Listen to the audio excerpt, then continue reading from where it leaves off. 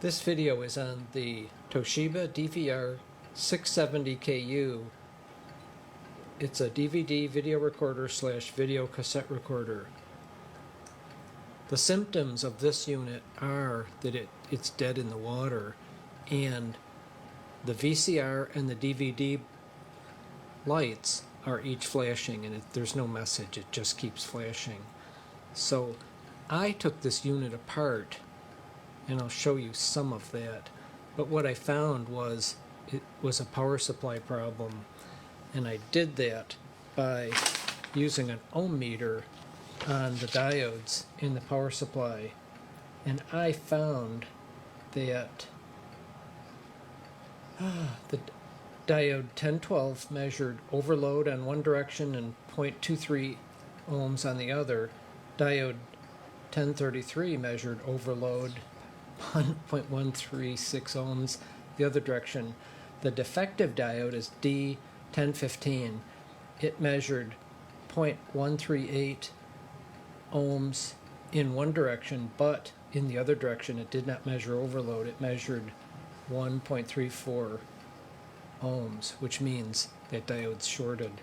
And then in addition to that, the diode that was connected to the capacitor connected to diode 1015 is an electrolytic 4700 microfarad cap, 6.3 volts. It was bulging. So I'm going to take this apart and change those parts, and we'll see if it works.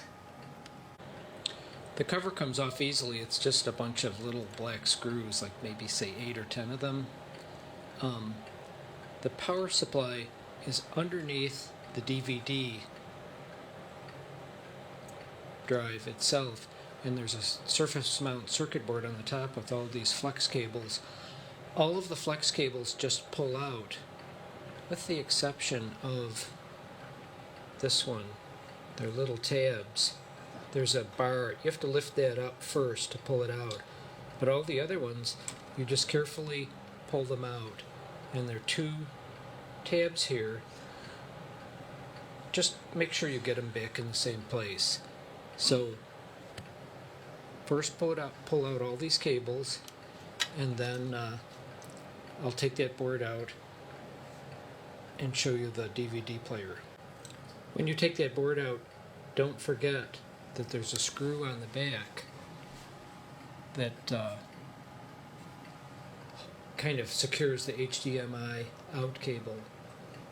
Now we're looking at the DVD drive itself. There are 4 screws at each corner. You can just carefully take them out, and the DVD drive lifts right out of the unit. And of course ESD is always a concern, but I don't have an ESD mat. I have cotton socks on. Try to avoid things like polyester. Don't shuffle your feet on the carpet. I always touch the case first to make my potential the same as the machine. And so far I haven't had any ESD failures. I've unscrewed the DVD drive, and now here's the exposed power supply. That's like the that's what I believe is a center tap transformer, and I believe those are the 2 rectifying diodes, and one of those is the bad one. And the way that I found it was just by using an ohm meter, putting it on the diode setting, and just measuring both sides of those 2 diodes. Those guys. And this, hopefully you noticed this is unplugged. It's turned off. It's been turned off. So I found, the diode I found is this one. That's the one that shows a reading in both directions, and they're supposed to show open in one direction. And it just so happens that diode is connected to that capacitor, and just visually you can see the capacitor is bulging, which means it's time to replace it. So I bought electrolytic caps and diodes, and the diodes are part number SB540. And I got these through Mouser Electronics. The caps are 6.3 volt DC, 4700 microfarad, and I bought caps that were similar in size and the longest life that I could find. So I'm going to take this board out, and the power cord, you probably see, just slides. It just slides out the side. So the power cord stays with the power supply board. And I'm going to take it downstairs and I'm going to replace that diode and that capacitor. And the bad diode is D1015 and the bad capacitor is I can't read it, 1017, C1017. So wish me luck. Before you take the power supply board out, there is one more ribbon cable, flex cable, that you need to pull out off of whatever you call that main board. And you just carefully pull up with it on your fingers. And I did that already. I replaced the bulging capacitor C1017, and I also replaced the suspected diode D1015. To my surprise, the circuit measured the same as it did before concerning the diode, and I did check the diode out of circuit, and the diode I replaced measures just fine. It conducts one way, it's open the other, which is what you would expect. I'm still hoping it's the bulging cab, just by evidence that it was bulging and the liquid was starting to come out the top. So I'm going to start putting this back together, and we'll see what happens. I screwed the power supply board back in, and I did reattach the one flex cable, and the way that I did it was I positioned it into the connector and then very carefully kind of, I guess you'd almost say massaged it, pushed very gently left and right, and I saw it go in. So I know that connector is in there in the correct way as humanly possible. I put the circuit board back in, and on these flex cables, I just found on the sides I could grab them with both hands and slowly rock them in. This one over here, you push it in and then push the little lever down. This one was a little harder because there was no way to grab it. So I kind of pushed on the blue part with my fingers, and I could see it slowly slide in. And don't forget to rehook this connector, and also there's one at the end. And make sure to get your metal tabs back in. This metal tab takes like a sheet metal screw, but these two screws are machine screws because they go into sheet metal.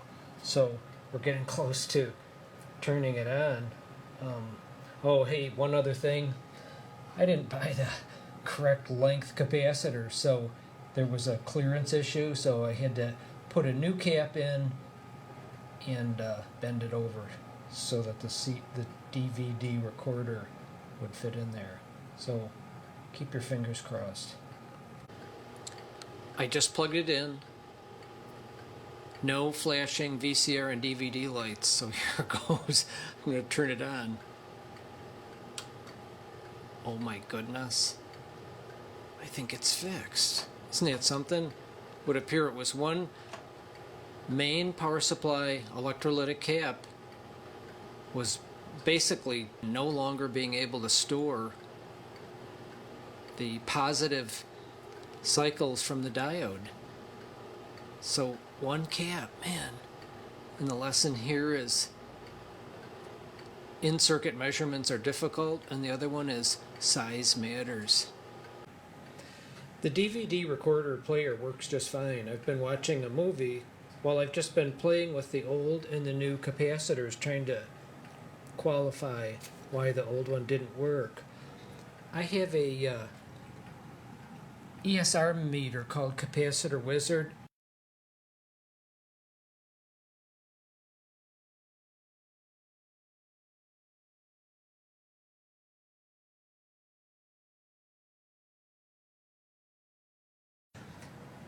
So I kind of, besides that the old one is defective and didn't work in our DVD player, I thought I would try to qualify it by using one multimeter to on resistance. It would put out voltage to charge the capacitor and use the other multimeter on volts to measure the volts.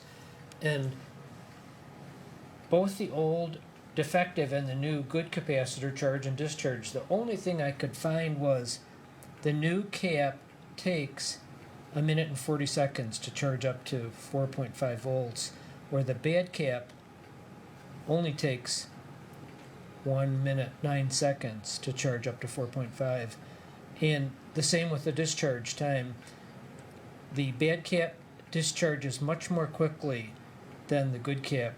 So it's like the old cap has, just from my limited tests, the old cap has 66% of the capacitance that it used to, just from this little testing. But I don't know what else to do, and I'm going to move on and post this YouTube video.